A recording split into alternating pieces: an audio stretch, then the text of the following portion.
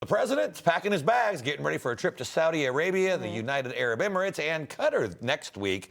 But ahead of that, he says he's got a huge earth-shattering announcement coming. Yeah, he teased it during a meeting with new Canadian Prime Minister Mark Carney yesterday at the White House.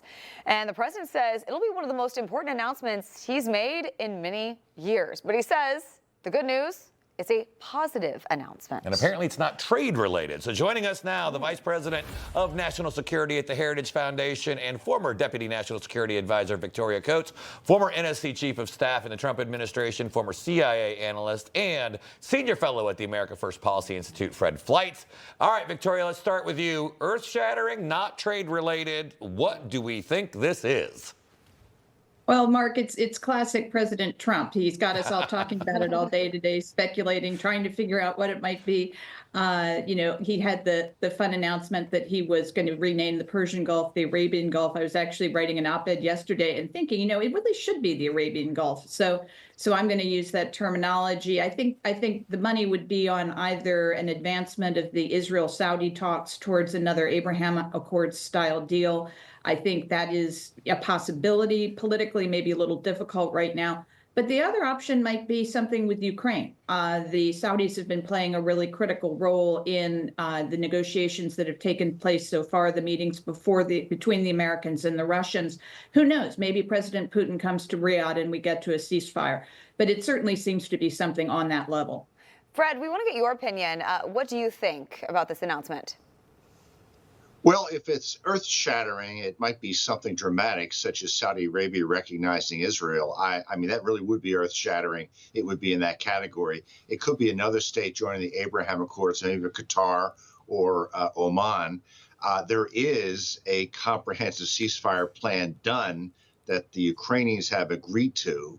And if Trump could get Putin to agree to this, that would be the most earth-shattering development I could imagine. I know this plan is done. I know all the negotiators are waiting, trying to figure out a way to get Putin to sign on to it.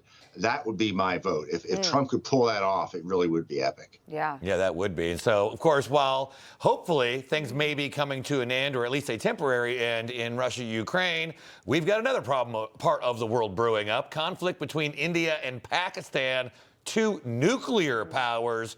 And both sides are calling each other, basically engaging in acts of war. Victoria, this is not good. It's Kashmir. They've been fighting over this area for decades, if not longer. Tell us what you think's going on here. Yeah, this is potentially a big problem. I'm a little bit more hopeful this morning because the Indians have sent a strong message. They don't want to escalate. But what we had, Mark, was a slaughter of 26 innocent Indian civilians on holiday a couple of weeks ago by the Islamic terrorists that are harbored in Pakistan. And remember, these are the guys behind the Mumbai attacks. These are the guys who supported Osama bin Laden in Pakistan for all those years. So these are not good people by any stretch of the imagination. And India is right to take action against them.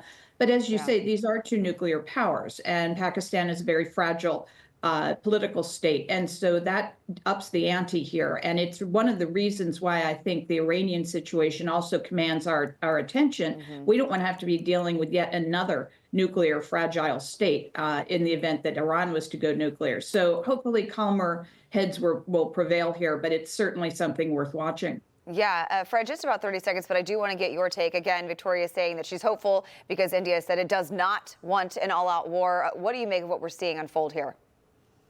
Well, the Kashmir area has been a tinderbox between India and Pakistan for a long time. The U.S. has very good relations with both states. This is an opportunity for Marco Rubio and his diplomatic team to act quickly to make sure that this conflict doesn't get out of control. And I'm sure Rubio is already on this.